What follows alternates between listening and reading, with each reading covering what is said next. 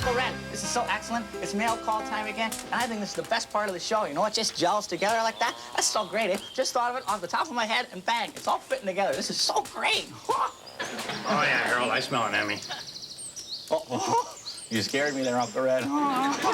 Okay, letter number 1. Dear Red Green, last year I saw every episode of your show. Then this year we got our TV dial fixed, and I've been watching some other shows.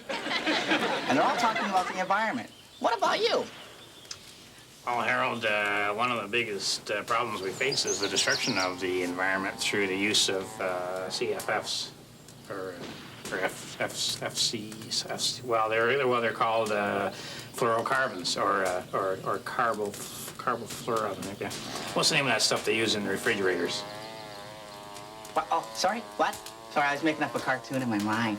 I was talking about refrigeration. What's the name of that stuff they use in there? You know, it's in your car air conditioner. My car doesn't have an air conditioner. Why not? It's a motorcycle. What were they just talking about? Carbofluorins?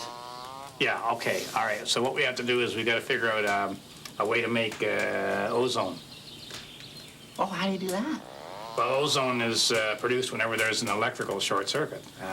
Remember that time when we dropped the SOS pad into the hairdryer? Remember that smell? Yeah. Well, that was ozone. Are you sure? I thought that was the kitchen on fire. No, I mean before that. Are you sure? Because I don't think ozone has a smell. Oh, yeah, ozone has a smell. Go sniff the back of the fridge. No, that's flarbocoolins.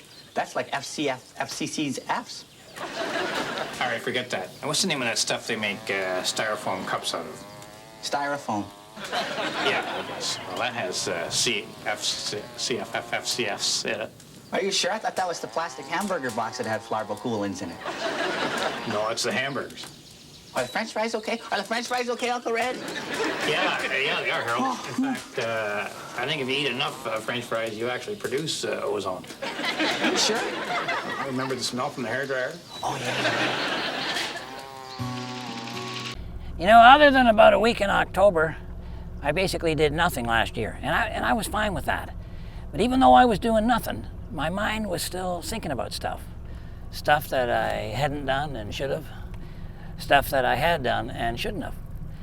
But mainly it was coming up with a lot more evidence that, as far as I'm concerned, proves that I'm right and almost everybody else is wrong. And that was fine too, but where I made my mistake was that I shared all that with my friends and especially my wife. And before you knew it, they were suggesting that I gather up all those opinions and stories and take them on the road where they belong. I even went to see my doctor to make sure I was healthy enough to tour again, and he gave me the go-ahead. He said I probably wouldn't get sick on the road, but even if I did, he'd prefer I was thousands of miles away when it happened. So I put together a brand new show, and I'm calling it I'm Not Old, I'm Ripe. And we're going to be doing about 25 cities, starting in St. Pete, Florida on March the 30th, and we're going to end up in the middle of May somewhere out west. It's basically a lodge meeting. And if you want to find out where I'm going to be and when I'm going to be there, go to redgreen.com, click on the city that's nearest to you. I'm hoping you can all make it, or I'm hoping a few of you can make it.